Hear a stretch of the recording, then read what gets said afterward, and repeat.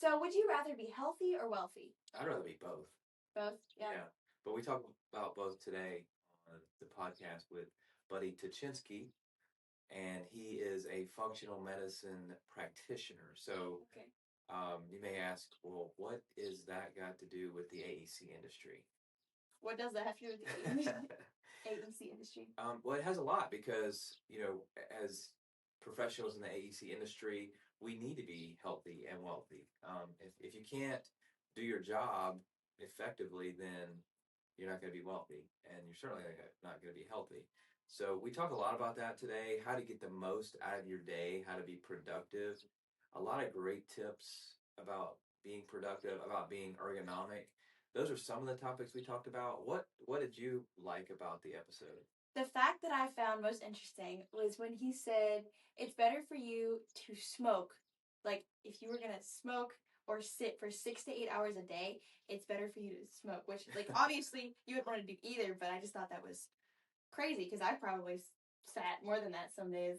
Yeah, for sure. So, and I could definitely relate to that. We talked a lot about, standing desks, and we also talked about diet and so many other things. And also, he's a business owner, so we did talk a little bit about that. A lot of our professionals that work in the AEC industry, they're business owners or moving up into that direction. So it was good to get some of that feedback as well. Right, I really thought the whole episode was applicable to like everyone in general, but like specifically to your genre of people. I guess that's probably not the right way to phrase that, but it's like all the different things that run with standing all day or sitting all day, or the different things with how you hold your hands on a mouse, and getting all these different conditions and how to deal with eating and all that. I thought that was really applicable to especially like engineers, architects, etc.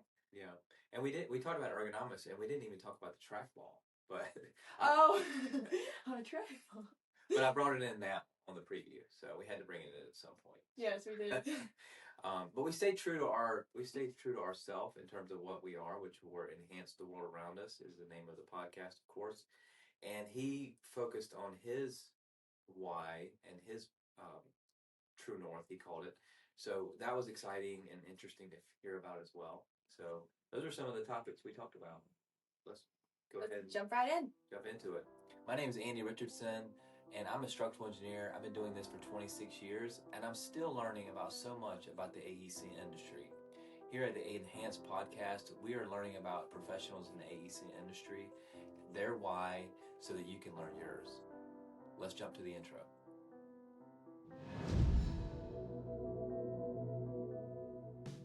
Welcome to Enhance, an AEC podcast, where we learn the why behind AEC professionals so that you can learn your why. Hey, buddy, welcome to the Enhance podcast. And you sounds like you've been on a few podcasts yourself, and we've known each other for quite a while, so this should be a fun episode, hopefully. But I wanted to start out because there's a bit of a tie-in here. This is your second episode on the Enhance. This is a proper one. Yeah, but I wanted to sort of give the audience a little bit of a tie-in as far as the AEC industry and what you do. And it was the first episode was our group here. We had a few business owners that were in the meeting, and I said, hey, I don't know if there's a tie-in, but if there is, talk about that. It was mostly from a business standpoint, but I was intrigued by how much you brought to the table that could help, I think, professionals in the AEC industry, which is architects, engineers, and contractors. So that's a bit of what I wanted to start off with is just, explain to the audience, what's your tie-in to the AEC industry? What do you do? And a little bit about yourself, basically. Yeah, so my name is Dr. Buddy Touchinsky. I'm a chiropractor and functional medicine practitioner, and I found and operate a integrated medical clinic here in southeastern PA called Peak Integrated Medicine. And I'm a business owner myself, so for those of you that are business owners, this will probably resonate with you. But also, you're all professionals. So I'm in healthcare. You guys are in engineering and architecture, and it's a lot of high-stakes stuff. So with us, we're working with human beings, and we need to make sure we get things right, not make mistakes.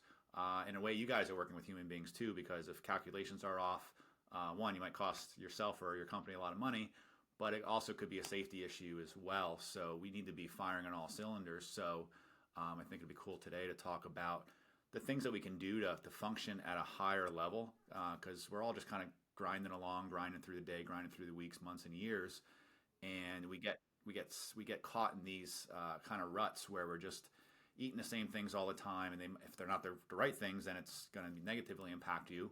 And if you're not keeping up with things like sleep and self-care, I know that stuff sounds boring and that stuff sounds like tough at times because we all got stuff to do. We got family, we got kids, we got activities, we got the business, so much going on. But if you don't make time for yourself, you're not gonna show up for any of those places and any of those people very well. So I think that's a tie-in as far as your audience is concerned. Yeah, definitely. Well, and also don't forget the contractors. I mean, we have a lot of construction industry people, and that would include the project managers, but also the people in the field. So it's a broad range of people, but that would be our focus.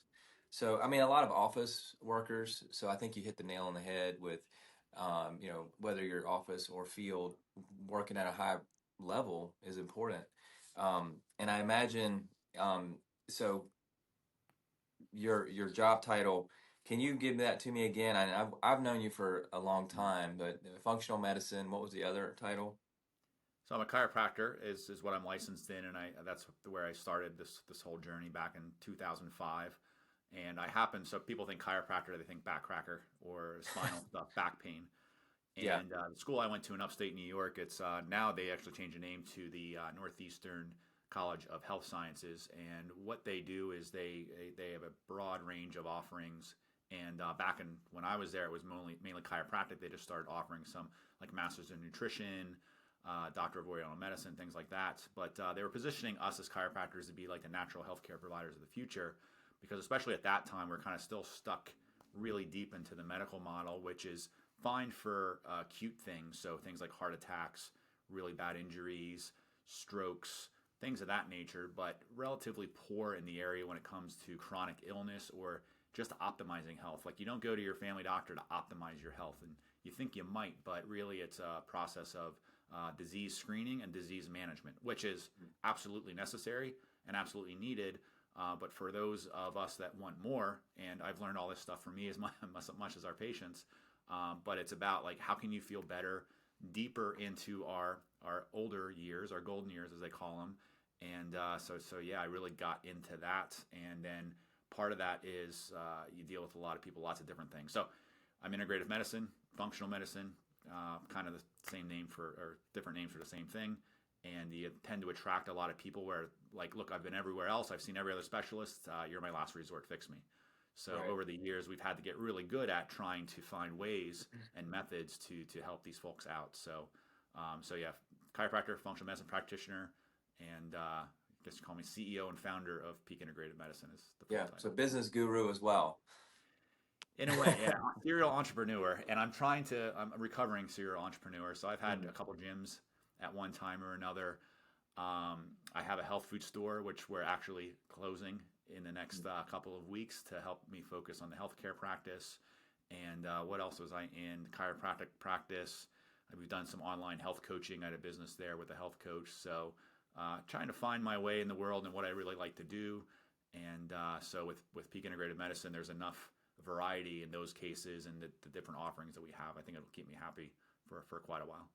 Yeah, awesome. Well, it sounds like we've got a lot to talk about, buddy. I want to jump into this opener question and get some early information to the listener. What is the single smallest change that listeners can start implementing today that can have a significant impact on avoiding burnout and improving their overall health and well-being? Yeah, so it's one.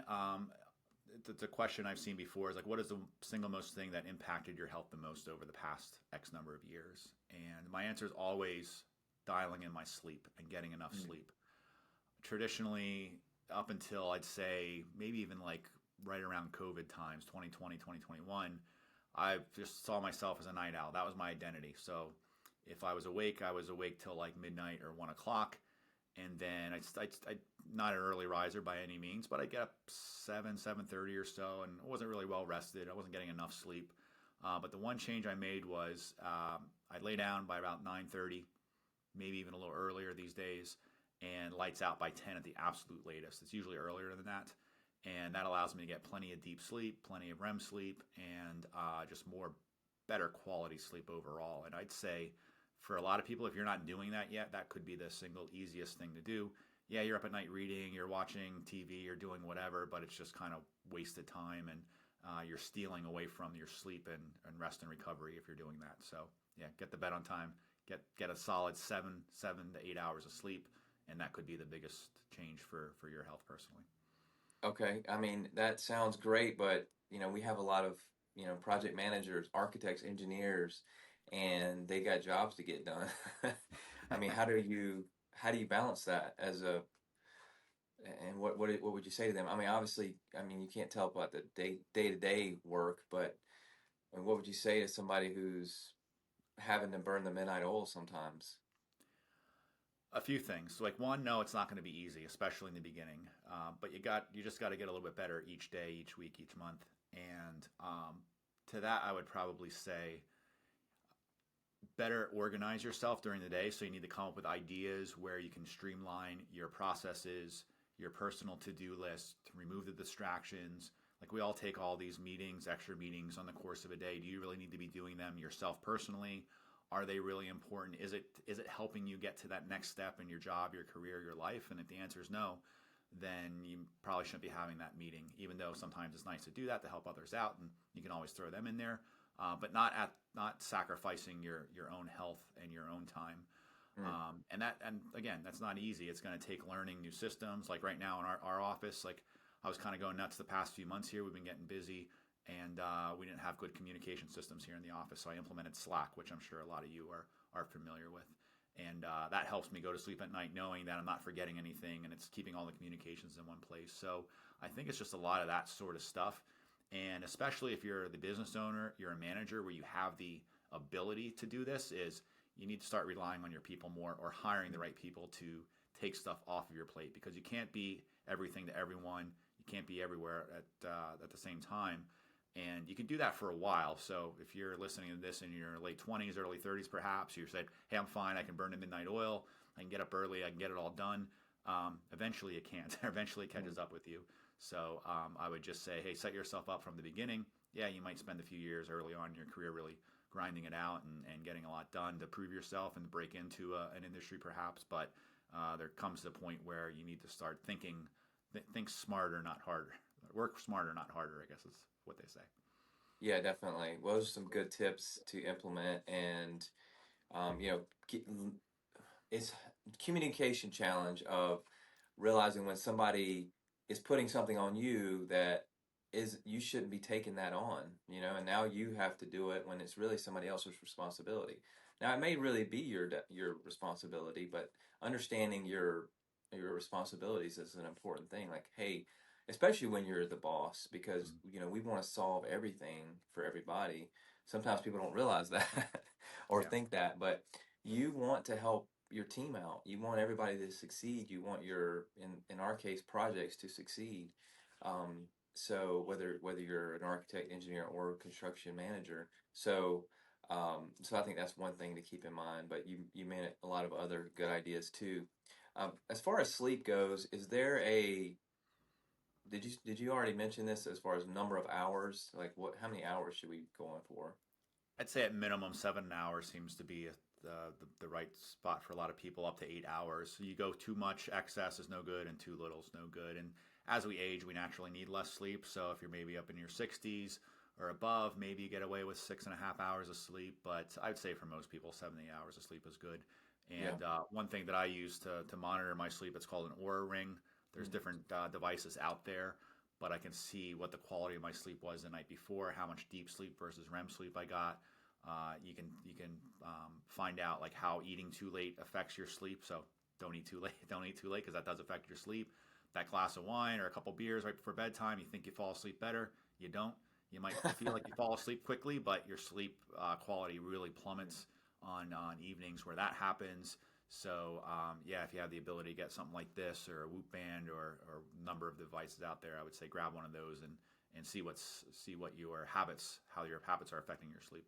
So what have you learned about what have you learned from yourself from that Aura ring?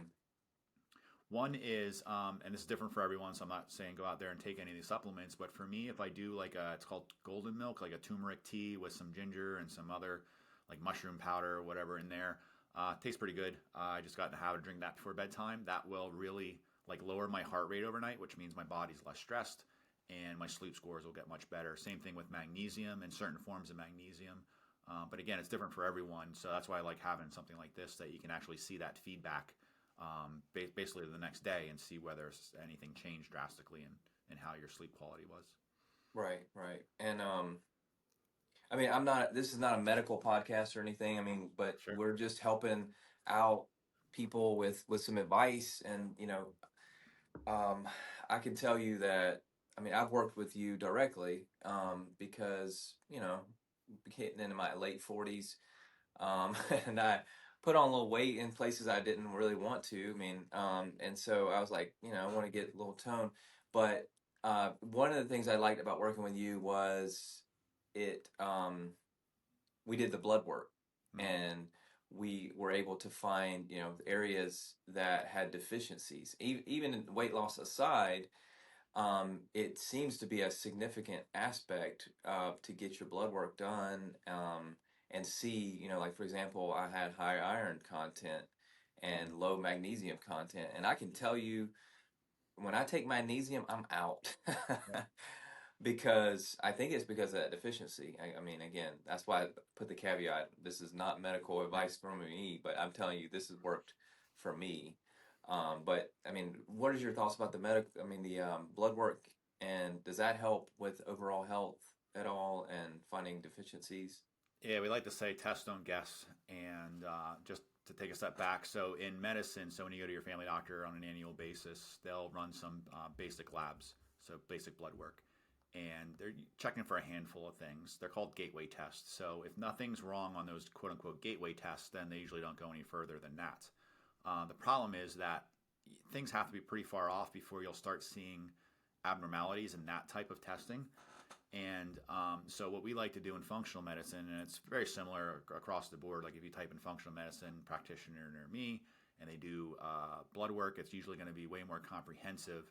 And my conventional medical colleagues look at it, it's like, wow, that's pretty excessive. But to us, we're not looking at it to necessarily tell us if you have a certain disease or not, but looking at different functions and looking at different nutrient levels. Because, yeah, it might not be in that range where it would be considered abnormal, but it's suboptimal. It's either higher than it should be or lower than it should be. Again, not to the extent where it would be considered abnormal or that would be flagged on a standard blood test report. But for us, it's nice because we can start to see more patterns there. We can catch things before they're problems, or we just order blood work specific tests that they would normally not order in conventional medicine, like magnesium and other blood work, where we can see, like, okay, you're starting to have some problems here. Yeah, we can wait another 5 or 10 years and then wait until you actually have problems, or we can fix those things now and address those things now so that you feel better now and maybe not develop any further problems, or at the very least help your body function better than it should. So it's kind of like Olympic athletes. They're getting all sorts of blood work and they're trying to shave off tenths of a second. So they're really trying to optimize their function and how their body works. So why not have that for the average person, and so that we feel better and function better as well. Yeah, awesome. So there's definitely some benefit to getting that done. I mean, it's, like you said, you're an athlete or you're a professional, you're trying to get the most out of your body and be productive, so that you can go home and spend time with your family or do whatever you want to do. I mean, we don't want to work all day long. We want to be effective and get in, get out, get it done. So what are some other tips besides, I mean, obviously getting some sleep, keeping the Oura ring, maybe getting some blood tests? Is there anything else that we could be more effective throughout our day? I'd say getting some sort of movement in. So if you're at the desk all day long, I think they say, the research shows that you really have about 40 to 50 minutes of like true like focus.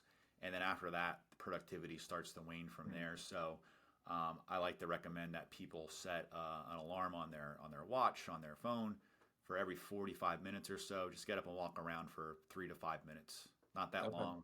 Kind of give you a little bit of a reset. You'll get that physical activity in, because our bodies they're meant to move. They're meant to work. Like traditionally, if you think back over many thousands of years that we've been human beings on this earth, it wasn't sitting behind a desk under artificial lights and just sitting stationary all day long. It was moving around. So when we don't have that, things don't, like, there are certain things that our body does that doesn't happen. So when we move around, we're moving fluid around in our body. We got lymph. We got that detoxifies our body, and if that's just getting congested, that can start to cause problems. We want to move our muscles, move our joints to keep them healthy, so we don't develop things like arthritis, or our muscles don't start to atrophy a little bit or stiffen up. We're putting a lot of stress on our spine by our posture if we're sitting there looking at a computer all day long. So standing desks are fantastic. Walking pads are fantastic, or just get up, walk around the office, walk around the outside of the office if it's a nice warm day, get out in the sunlight. So there's a lot. Movement is like really, really key to being healthy and the body working correctly. Okay, awesome. Yeah, those are some good tips. I've definitely benefited from a lot of those things in my career and in my Yeah, I've work. seen your setup. You got the walking pad, you got the standing desk. So you got it Okay, ready you to go. saw that? Yeah. Yeah. Oh, yeah, that's right. You were here because Yeah. yeah, you were in studio last time. And by the way, my producer Madeline just showed up. You want to say hi to the audience? Say hi to Buddy real quick. Hi. So this producer Madeline, she just showed up. But yeah, so I've got the standing desk, and I mostly stand. I would say 80% of the time, maybe 20% of the time, I have a little stool. I don't really sit on it like a traditional sitting. And then I do some of the walking pad. It's just hard to work, like actually do Yeah, you're calculations. kind of bouncing up and down. I've run into that too myself, because I have But one here. yeah, but I mean, if you're on a Zoom call, it's perfect for that. And then I've got this area over here. It's kind of like in front of the window. And I spend a lot of time here on this spot, just like looking at messages, looking at messages on my phone. And I find that to be another thing to help is just move around. Even if you're in the office, maybe change positions. Um, and I was going to say, I mean, I went through a lot of pain actually about 2 years. I bought the uplift desk about 2 years ago because I was having back spasms. I mean, I was like having really bad back pain, um, and that's been a game changer. I mean, everybody wants to say game changer these days, but that was a game changer for me.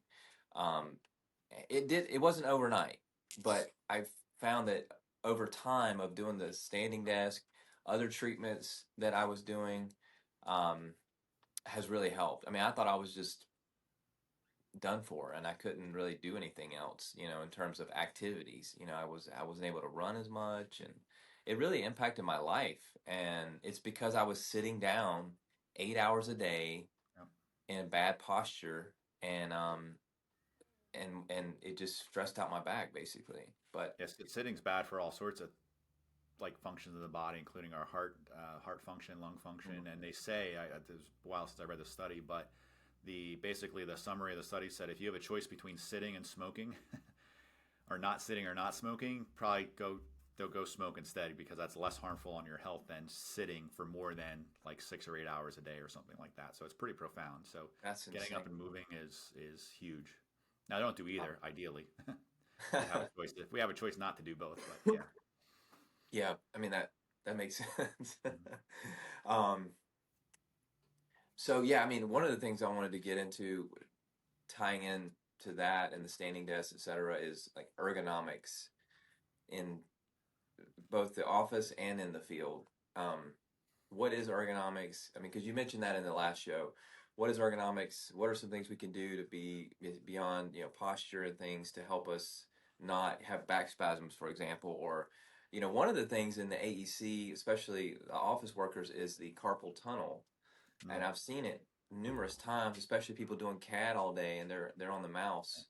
But do you have any tips on ergonomics for people Yeah. in this field? Yeah, so ergonomics is just a study of like how we react with our environment, usually as it relates to the occupational space, so desk setups, things like that.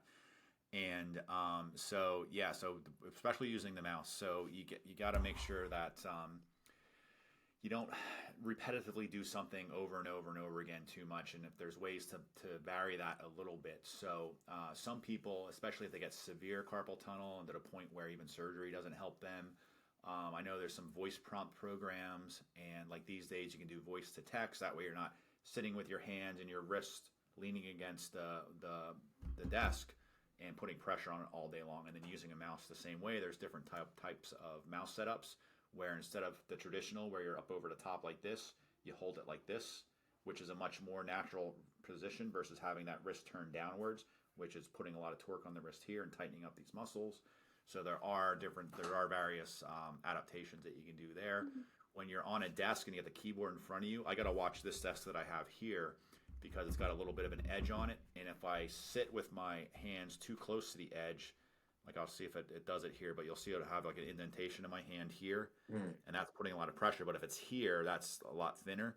You don't have too much meat there, and the nerves are near the surface, so you can start to irritate these nerves. And it's not something that happens by doing it once or twice for a few minutes here and there, but it's, I think, about 40 to 60 hours a week, week after week after week. That is there for several months or several years. And then by the time you get symptoms, you have the scar tissue, you have adhesions, you have irritation, and then it makes it a lot more difficult to get rid of. So yeah, mixing that up, making sure you're not hitting those pressure points, and watching those pads too, because I know there's like gel pads that you can get for in front of the keyboard and mouse, but sometimes they add more pressure to it because you got that thick pad there, and sometimes you might be better off just having like something that's a little bit more flat. So people are different and shaped differently, built differently, so you just got to find what works for you, and know the early signs too. So if you start to get a little bit of numbness, a little bit of pain, and it's not something that goes away within a week or two, don't let a week or two become a month or two and then a year or two, because then it's very difficult for people like me to treat.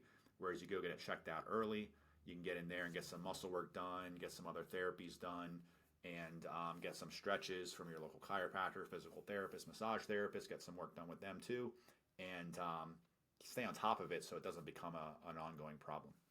Yeah. How do you know when something is you're starting to have a little bit of pain in a certain area, and it's like, am I just being a wimp, or do I need to call a doctor or a professional like yourself? Yeah. So it's self-care is always the first option, because a lot of things, like, you don't want to run to the doctor, chiropractor, physical therapist, massage therapist for every little thing.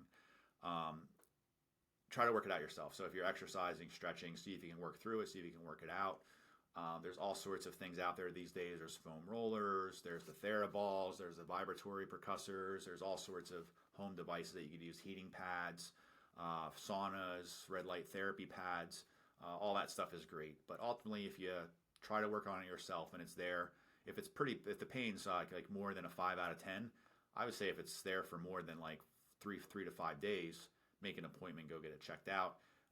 Because often this happens all the time. I'll get a patient that comes in, it's like, how long have you been dealing with this pain? And they'll say like 6 months. So you don't want to let more than a couple weeks, I would say, for anything. That's when to get it checked out, especially the older you get. What I've noticed is you can get away with a lot in your teens and 20s. You can really beat up your body. You barely feel it, or you rest for a few days, it goes away. In your 30s, it takes a little bit longer. Then you hit your 40s, and pretty soon you realize, hey, this hasn't gone away in like 6 months, and I don't think it is. So then you got to go get it fixed and go get it worked on, and often you can still work it out. And who knows, when I hit 50, maybe we'll find out that there can't be fixed no matter what, but you always got to give it a try. Which, I mean, and what's better, to go ahead and, reach out to a professional, get it fixed, maybe you have to do some treatments, or to have to go get surgery done and be out for months, or, who knows what could be the worst case scenario. But yeah. I mean, it seems like it'd be better to go ahead. I mean, I'm a little bit of a wimp sometimes, because I'll start to feel something and I'll reach out to my physical therapist and I'll just text her and say, hey, what should I do about this? My knee's starting to hurt, or something like that. And she'll give me some exercises to do. And usually that end of the spear addresses it, I would say 7 out of 10 times, like if you just do some exercises and stop it early, then it usually helps, So I want to move into, or anything else about ergonomics that you want to add in? No, just that, like, if here's a good measure of whether your workstation is affecting you. If you go away for vacation, you feel pretty good, you come back and your whatever pain comes back, that's probably your workstation. So check it out yourself. If you need to bring in someone to help you out, do that. But yeah, it's get it checked, get it taken care of. You might spend a couple $100 to get an evaluation, or have some advice to how to set up things, or you might spend a couple $100 on standing desk perhaps, but it's going to save you a lot of time down the road, not having to go to doctor's appointments, have surgery, etc. Yeah, awesome. Well, also, what about the field? I mean, I was wondering if you see your patients, for example, do you see a lot of people that are in the construction field or maybe even architects and engineers that have some of these ailments? Are you seeing patterns, in other Yeah, words?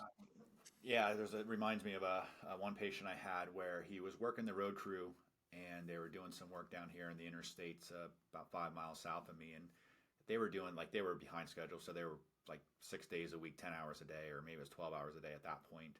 And he had lifted up something heavy and threw his back out. And I was asking him about his work and all the other stuff, the hectic schedule, because we were trying to find time to get him in here. And he says, "Yeah, we're working all these hours." I said, "Oh, it must be pretty rough." And he said, "It is." He's like, "But my past job, I was a computer engineer, and I was at a computer 40 hours a week, and I literally had to go to the chiropractor 3 days a week every week, or I couldn't function." Wow. So my point is, like, sometimes those admin, those desk jobs, those office jobs are harder on the body and cause more problems than even the more physical stuff. So I would say by and large, I see more people who work at a desk than I do that swing a hammer and use a jackhammer and heavy equipment and all that stuff, because again, we're kind of built to work and move. And when we don't get that, things start to atrophy, things start to break down, and then we start to develop those problems. Wow, that was not the expected answer that I had, So that's why we had you on today. Or maybe the field S- guys are tougher. I don't know. yeah. Oh, I know one other thing too, because like shoes, you know, Hmm. especially if you're standing all day now. I did find that was the downside is it shifts where if you're standing 80% of the day now, things shift in terms of the pressure. So I think having good shoes is probably good, right? What is your thought about that? Yeah, I go through this myself where I wear, like, I'm in the office most of the time, so my shoes kind of look good for a while. They don't wear out easily. But then I find myself waking up in the mornings with plantar fasciitis. So I know, okay, I've had these shoes too long. And you don't think they're bad until, like, you've had the same pair of shoes on for a year, year and a half, and then you go to get new ones, you put them on, and you can feel how snug they are and how supportive they are. So most shoes, sneakers, boots, etc., you're probably going to get a good 6 months out of them. I don't know if you'll get much more than that. If you're a runner, or if you're walking or on your feet a lot, you might even get less time. Or what a lot of people do, what I recommend is get a couple pair at once and then rotate them so that they last a bit longer. So I usually have like 3 or 4 pairs at any one time, and I'll wear them for a year, year and a half before they all seem to be past their lifespan. But yeah, especially if you're getting foot pain, the footwear has got to be the first thing that you gotta take a look at. Mm. Okay, so if you're a cheapskate, because running shoes and shoes in general they're not going any cheaper. So Uh, here's a tip. Here's a hot tip. Brooks Restart. I shouldn't say this because you're going to steal all my sizing, but Brooks Restart is the name of the website, and Brooks sneakers are like 185 bucks at times, 165, 185. But they always have a 30-day return, no questions asked. I think they take those and put them on the Brooks Restart site for like oh, 85 bucks. So if you want to save a few bucks there, you get great sneakers, expensive sneakers. But either way, like, you spend $300-400 on sneakers a year and do that instead of trying to stretch out an $80 pair for a year, because you're either going to pay it then or you're going to pay it to someone like me coming and paying your copays and your office visits. So it's better off not to have the problem in the first place and spend a little bit of money. yeah. Madeline, she's laughing because she's got the same shoes for Get three the same years. pair of shoes for 3 years. So she's a Sometimes little you get away with younger. that. If you I don't have think she, pain, you might get away with that. Yeah. yeah, young back, young knees. I gotta get rid of them though because they have no soul. So obviously another one is going to be diet. I think that's probably a factor. I have here the question: many of your patients are dealing with issues caused by poor diet, lack of exercise, inadequate sleep. We've talked about sleep, but how do you address these lifestyle factors in your framework, and what kind of results have you seen? Right. So in our practice, we're integrative medicine, so we tend to attract the people that have been everywhere else, tried everything. They're already on 10 different medications, and they're still not feeling well. That's why they're calling our practice. And I tell them, and this is true, that the stuff that we're going to do, like we have a lot of like kind of fancy stuff like the IV vitamin therapies, we have hyperbaric chambers, red light therapy, stuff like that. But like 80% of the secret sauce, so to speak, is what they're going to do for themselves. And most of that is diet. So, and we don't, like, we're not like donating tofu and like broccoli sprouts and that's it, or like celery juice and that's it. It is like if you eat your meats, so whatever meats you want to eat, chicken, fish, pork, whatever, I think all that stuff is fine. Meats and veggies, if you get like 4 to 6 servings of veggies a day and then you have your proteins, and that's at that in its simplest form, I think that's a pretty good diet. You don't need what you want to avoid is eating a lot of excess breads and pastas and cereals and grain, like all that processed stuff made of white flour and corn flour and things like that, because all that stuff is inflammatory. It messes with your blood sugar. So if you just eat whole foods, like if you just shop around the outer perimeter of the grocery store, which is like your meats and then your dairy and then your veggie, your produce, you're going to do okay. And occasionally, my favorite food's pizza. So I'm gonna have pizza about once a month or so, and enjoy the heck out of it and not have any guilt. But if I ate that all the time, I would gain probably 5 pounds a week. My joints are inflamed. I feel swollen. My brain gets foggy. And that happens to me every once in a while, where I kind of start to just go off the rails a little bit, usually around the holidays, Christmas and New Year's. And then I just start to get just like general, just like I don't feel good. And then New Year's comes and it's like, all right, I'm going to commit. I'm going to go all in for about 4 weeks. And then every time I do that, it's like, man, I can't believe how bad I was feeling, because you kind of get sucked into it where it's so slow and you don't realize how bad you feel until all of a sudden you feel good again. And that's for a combination of reasons. It's balancing blood sugar. If you're eating a lot of those processed foods, your blood sugar is going up and down all day long, which is a heck of a stress on the body. A lot of the processed foods are inflammatory, so you're going to retain extra fluid around your muscles and joints, which don't make you feel well. It's going to cause brain inflammation, low levels, so you can't think straight, you get foggy, you can't focus, you don't sleep well. So it just really affects a lot of things. And we've seen people go from having like rheumatoid arthritis, can't close their hands into a fist, they're on medications, within 3 weeks of cleaning up their diet, to be off the medications and they feel pretty good. So it can be pretty profound. We've even had people with like MS, where they change their diet up, they kick out a lot of those processed foods, the foods that are triggering symptoms, and yeah, it doesn't cure their MS, but it basically puts it in the remission for a lot of people. So it can be pretty powerful, and I tell people that, and I don't think they get it until they do it. I even talk to other medical providers, and I think they kind of think like, yeah, they can't do that much, but believe me, it does. What's one thing? I mean, it sounds, as I'm hearing you say all that, it could be overwhelming to some people. I mean, is there an individual step, a first step people can take, or how do you make that first step? Yeah, so there's I guess a couple ways to do it. We like to have our patients go all in for like the first couple weeks, because it's such an obvious change, and then that really motivates them, because they feel so much better like within a week or two. Or if that's overwhelming and that's not going to happen, just start with a couple days a week. Like maybe you start with like every Monday you're going to be perfect, and you're only going to stick to whole foods. So that's your meats, veggies, fruits, nuts, and seeds. Like no other snacks or nothing like that. No processed foods. If you can get Mondays, all right, every Monday you're good. Then a couple weeks later, all right, now I'm going to do Monday and Tuesday. Then Monday, Tuesday, Wednesday. Keep adding a day each week or every couple of weeks. And then maybe you get to the point where it's like, you know what, I'm going to go for 4 weeks straight if you can get most of the week pretty good. And that's where you start to see the really big benefits. And getting it through your head that like this is the way you should be eating most of the time. It's not a diet, because people will crash diet or they'll go on our plan.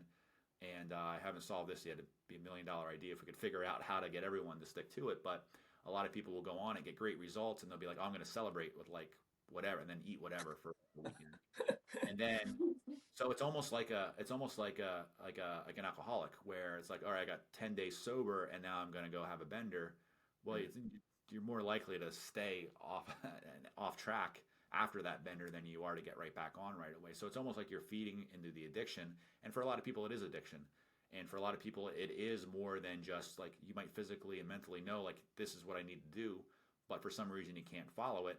And if you need to see a counselor, you need to work through some past trauma, so be it. You get there, and because ultimately it's worth it in the end. Or you just commit yourself to it. You fall off the rails a couple weeks later, recommit to it, keep repeating that. And eventually, each time you recommit, it gets easier and easier and easier. And try not to get too try not to be too hard on yourself, because we have a lot working against us when it comes to all of these habits, really, but especially food.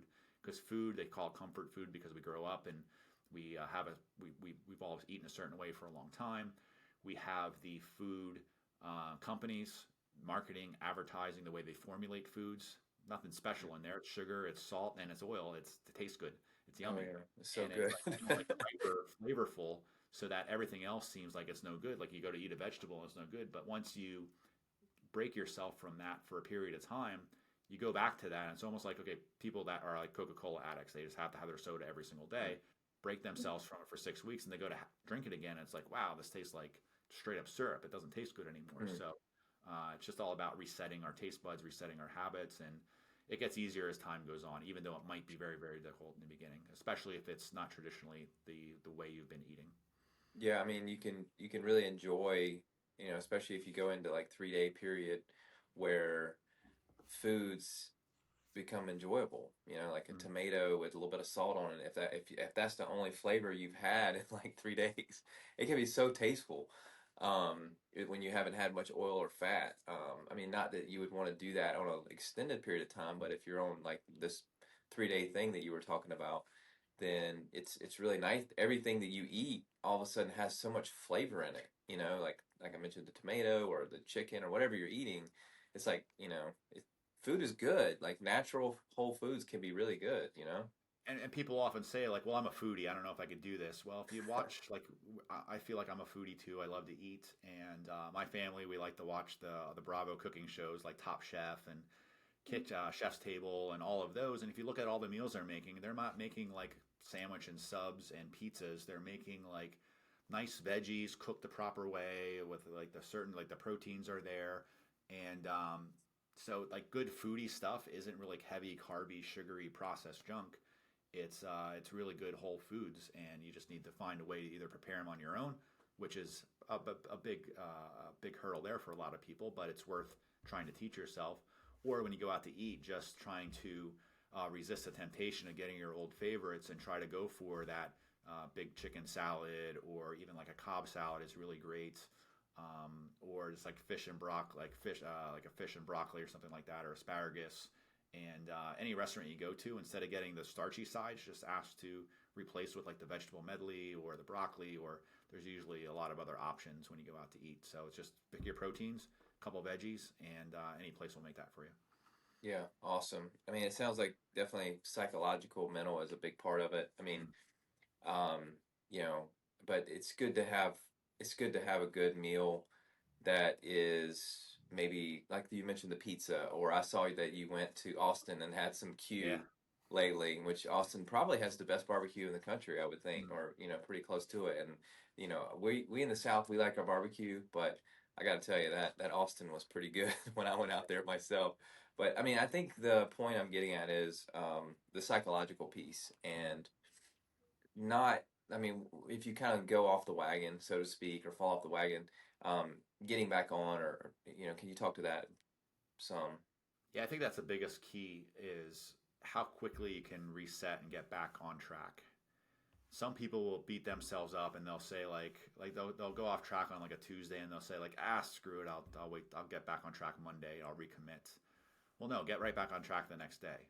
Yeah, And that's not always easy, but the quicker you can make that turnaround, it's kind of like, I'll put it this way: it's like you're in the woods and you're walking through, and you need to get to that certain point, and then you look down at the map and you realize like, hey, you're like 50 yards off track, and you're heading like at a 45-degree angle away from the path that you were on.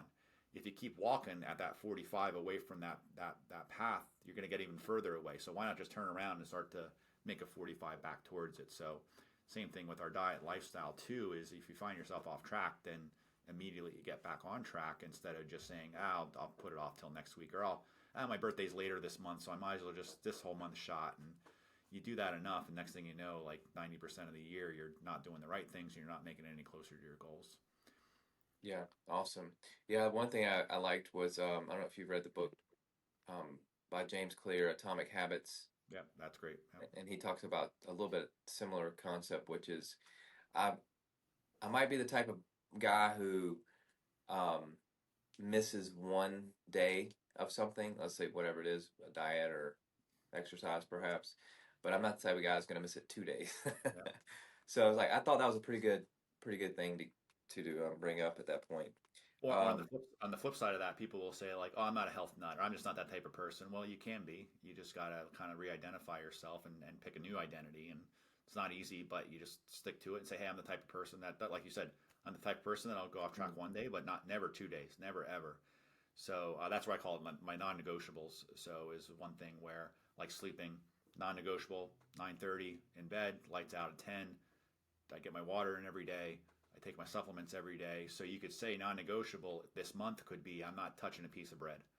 No, there's just like take it out of your vocabulary for that month and out of your mind that no matter what someone offers you, you're not going to eat a piece of bread. So that when you come and see one, you're like, no, I'm not doing that this month. So what there's is different ways you can kind of pick your battles that way and give yourself a little bit of a mental edge, perhaps. I mean, what is so bad about bread exactly? Anyway. Um, it's a problem when you're eating it like every meal, every snack. I mean, think about it. We get up in the morning and we're eating. So cereal's not bread, but it's still like grains, grain-based carbs, processed flour. I'll say. So it's either cereal, it's a bagel, it's a pancake, it's a cereal bar, carbs, sugar. Hardly any protein, hardly any fiber, hardly any no vegetables in that. And then for lunch you have a sandwich, a sub, even a wrap. People think wraps are better. The carb number in a wrap, the number of grams of carbs in a wrap is probably more than most sandwiches, like regular bread, like 2 slices of bread. It just is flatter, but it's still by the time you wrap it all up, it's just as many carbs. And then for dinner, same thing. We're having pasta, we're having French bread with it, we're having whatever, and so it's just that it's excessive. And yeah, if you had it once in a while or even once a day, you'd probably be okay. But if you've had it 5 times a day for the past 30 years, you might need to avoid it for a little while in order to get where you want to go a little more quickly. So that's why we say like the breads, the pasta, stuff like that. It's just like a lot of people lost the privilege to have it, have it in moderation, but they can earn it back by getting closer to where their goal should be, getting their blood sugar regulation systems back on track, getting their blood pressure better. Okay, you lose 20 or 30 pounds, you get off your medications, you're feeling better. You want to try to throw some bread back in, so be it, if you can handle it. So this is where I say know yourself, because if that one slice of bread or that sandwich leads to the next 10 days of sandwiches and bread and pasta and all that stuff, then maybe you just want to avoid it completely. And for some, it's better to 100% avoid it than it is to have it in moderation. Yeah, I mean, it's kind of wild because you look at I like to watch 80s shows. And if everybody in there is like super skinny, and I just wonder what's going on with our diet in the country. And it just seems like you go to these restaurants and they just put all this pasta and bread, and I wonder if that has something to do. And like you mentioned, just it's generally speaking, it's just bread is thrown in on everything, or some kind of grain is thrown in on everything. Yeah. So I don't know if that's got anything to do with it, but I just noticed it seems like a trend. Have you seen that same trend as well? Or? Yeah, people debate that, and I've seen different studies, like and different, I guess, philosophies or theories on why that happens. Some people will say it's we're not as active as we once were. We're not outside. We don't get enough sunlight. We eat too much sugar. We're consuming too many calories in our drinks. We're eating like too many oils, processed seed oils. It's the vaccine. We got too many vaccines, too many toxins, and I mean the bottom line is probably a little bit of all the above, and all that affects our metabolism, affects our cellular function, affects our hormones, and so it's probably not any one single thing. It's probably a combination of all the above. Yeah. Okay. Well, we've hit the diet thing a lot, so let's move on to just general health practices. What are some of the challenges that you're seeing, generally speaking, in the landscape of in terms of the general landscape of healthcare, and what are some opportunities you're seeing or challenges? Yeah, so I would say that the most common health issue that we see is we call it insulin resistance, or they lose their ability to control their blood sugar, and the blood sugar maintains a much higher level than it should be on average. And that's inflammatory, causes damage to the joints, muscles, causes damage to the blood vessel walls, which ultimately leads to cardiovascular disease, heart disease, stroke, things of that nature.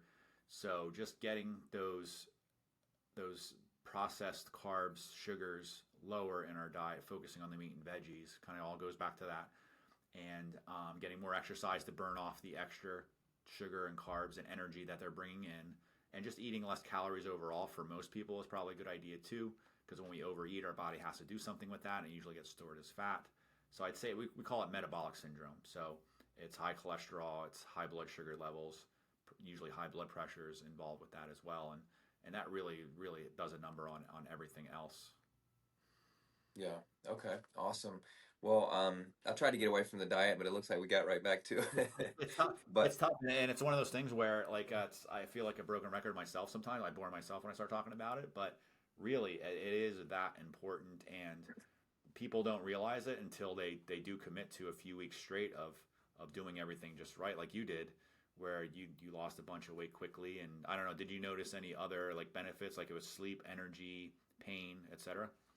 the um, well, because it's health, I was just trying to think of how to say it without being awkward. But I guess the intestinal tract felt a lot Yeah, better, a lot more smoother good, down there. You know what I mean? good, There's not really many ways to say it. It's just if I feel better, I don't feel bloated, good. um, and I feel good. I mean, I really do. And so like I'm a big fan, Good. and that's one of the reasons we had you on too. Um, so I mean, because who wants to feel that way all day long? And eventually you do want to eat a nice meal, and you want to be able to enjoy it and not feel bloated afterward. So, every day, do I want to go eat a big burger or something? No, but I mean, it is nice to eat some nice meat and whatever, every once a week or so. I mean, and I eat red meat, I eat all that stuff. But yeah, I Mhm. mean, generally speaking, that was the biggest benefit that I found, aside from just, feeling more comfortable in terms of the weight side. Um, so I want to talk about business a little bit. I mean, one of the things you and I are both a part of currently, Business Builder Camp. That was one of the reasons you came down here to Savannah. I'm in Beaufort, but we obviously came across the river and came to my office. But Mhm. um, as a member of Business Builder Camp, what are some business growth, innovation, or advice that could be translated over to the AEC business owners? Hmm. Good question. Um, so leaving the health world for a second, um, I would say like for me personally, it's knowing we call it true north. So knowing like where do you ultimately want to be in your career, in your life, in your business, and then reverse engineering things from there. Because often when I sit at the present and try to look forward, all I can see is all the crap I got to get done in a given day, and it's like you can't see the forest for the trees type of thing. But when I go out and I say, okay, in 10 years I want this to happen. So in 10 years, if that's happening, then in 5 years I need this to happen, and then work all the way back and then say, okay, here's what I need to do by the end of the year. Let's break this down in the quarters, and then you break the quarters down in the months and then weeks. And for some reason, I don't know, maybe it's just me, but it seems like something clicks when that happens. And now I can see a true path forward. And then a lot of that other noise, like we said earlier, you got these phone calls coming in, and someone wants to meet with you, a salesman comes in, or contractor, like new contractor comes in. It's like, that's not part of my ultimate goal. It's not part of my plan right now. So it's easier to start saying no to some of those things, or starting to get those things off your plate. For me, it was okay, if I want to be here, I know I can't do that alone, so I got to hire a team, or I got to bring in a group of professionals to help me work on these people and deal with these people to build this business. For some of your listeners here, it could be you might be an architect by yourself in an office, and you want to do this. You want to be able to travel with your family as your kids are getting a little bit older, but you can't do that because you're the only one in the office. So, well, naturally, you got to be able to hire someone else, or have someone to contract that work to. So, what does it look like to start thinking about or have those things in place, and then you start like dreaming and thinking and spending time imagining, all right, how would this work, and how could this work, and then you start to get a little more clarity that way. So I'd say for me, like especially over the past 3 to 4 years, that's been my biggest shift in thinking. Yeah, I mean, that's really interesting because one of the things we really like to key in on here um, is the why. And in other words, you've already started hitting on that a bit with your true north and understanding what that is. I mean, what is your true north in terms of what you do? I mean, why do you do what you do, and what gives you a sense of enhancing the world around you, if you will? Yeah. Yeah, so my true north, and I don't think it really is related to my career. It's I want to have time with my family. I love to travel. Like we started traveling the past I'd say 3 or 4 years, and I like going and seeing different places. And we like to do that more than having things. Like I don't have a lot of toys at home. I don't have like side by sides or boats or anything like that. I'd rather go to Italy for a couple of weeks than have a side by side. And it's cheaper to go to Italy, by the way. But knowing that's in place and knowing my daughter's getting older, so like time's more important to me now. I'm 46 years old. As I get a little bit older, time's way more important. So how can I free up my time? So what kind of business do I need to have, or what kind of job duties do I need to have so that I can leave for those periods of time and have the money to do it? So that's where I kind of work backwards from there. And okay, this is the type of business I need. I need a group of people. I need to be doing this much revenue, so I can pay myself this. I can pay them that, and keep everyone happy. And then kind of like parallel to that, I guess, is, um, and I don't know if it's probably a little bit different than True North, is like what's my purpose? And so I feel like my purpose is to develop a system of healthcare or a type of practice where practitioners can be happy, have time to work with patients, and then be there and have a better chance at helping them heal and helping them find the solution to their problems. So then I start thinking, well, what kind of practice, what kind of things do I need to do in order to make that happen? So I guess True North, the purpose is kind of similar in a way, but yeah, that's how I've been thinking about those things. And I'm a problem solver, I think, and I think a lot of engineers and a lot of your probably viewers and listeners are the same. But I like solving problems, and especially new ones. I don't like just to do the same thing every day, day in and day out. So I've kind of gravitated towards this type of career and practice because I get to do a lot of that in my everyday job.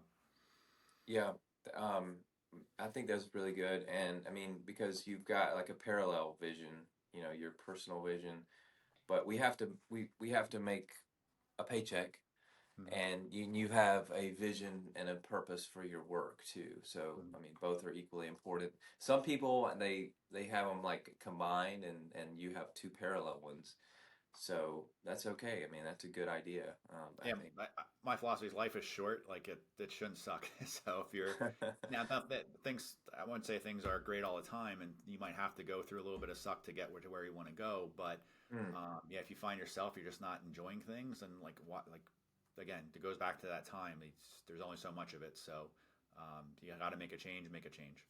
Yeah, I mean, as a business owner, did you have to go through some of those periods of just grind it out to get to where you're at now?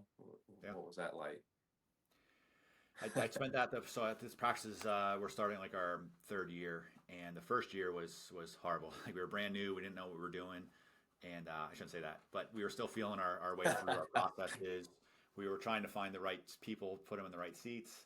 We were trying to help people figure out what the heck we do, and so things were slow. We were burning through money, and it wasn't fun. Like it was like waking up at 2 a.m. thinking like, what if this doesn't work? So, but I knew that I had a vision and I had confidence in that vision, and I just kept the faith. Mm. And I remember sitting there to one day, I'm looking at my spreadsheets and my budgets, wondering how the heck I was going to make any of that work. And I felt like crushed. And I just remember thinking to this day, I remember where I was sitting at my home office, and I said, man, this is going to be so sweet once it works out. And I'll say we have a long way to go yet, but it is pretty sweet as we're starting to really hit our stride. So um, yeah, I mean, it's just you just gotta roll with the punches in this life and make it fun. And you have some bad times. You just gotta think like, hey, if it wasn't for these, and the good times wouldn't be as good. I don't know. Yeah, definitely.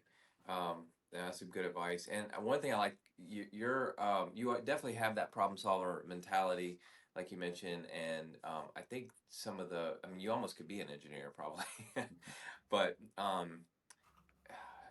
and also very innovative, because the business model you have, I mean, being your original business was chiropractor, gym, Whole Foods.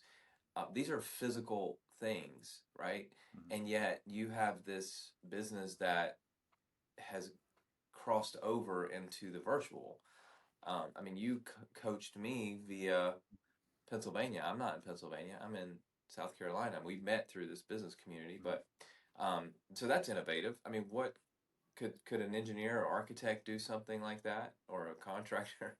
How did you get into the virtual sales world? A lot of that was during COVID. I teamed up with a health coach and we formed our own like side company, and we started seeing people wherever they were. Most of Yeah. our audience was local, but then we started getting like, hey, my cousin lives in Maryland. Can you see them? So we did that. With our healthcare practice now, we can only see people in Pennsylvania, Florida, and Mississippi is where we're licensed. So that changed a little bit since I worked with you. But being innovative or trying new things,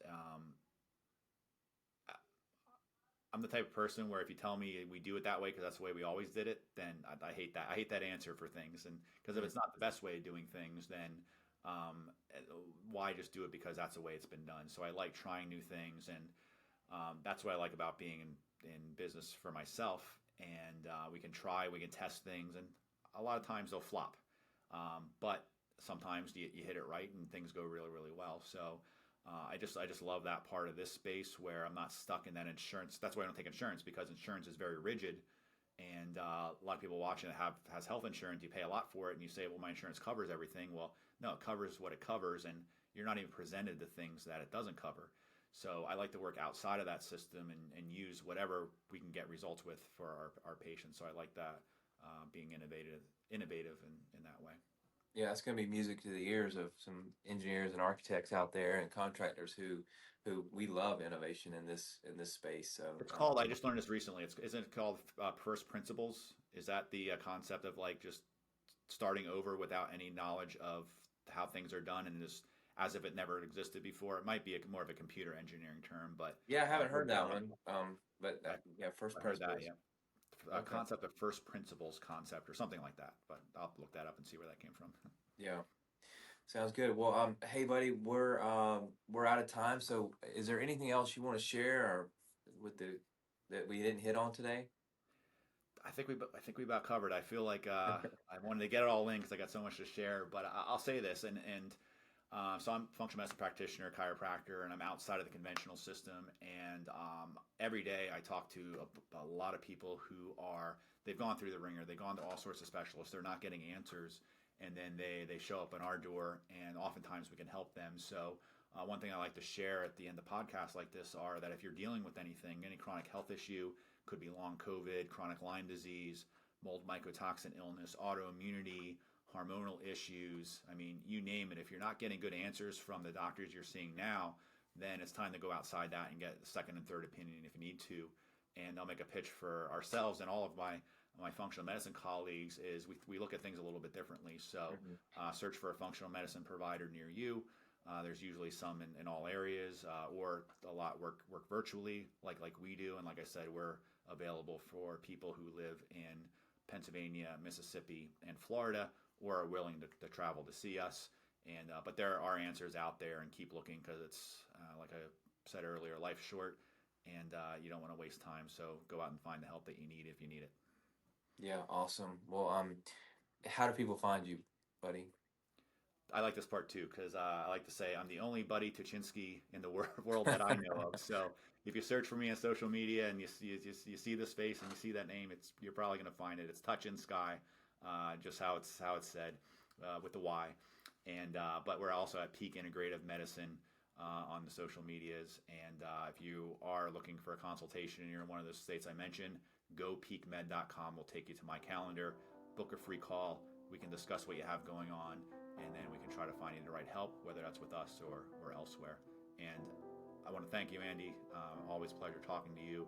And a little bit of bonus here, I got to see in between some of our business builder camp stuff. So thanks for the conversation today.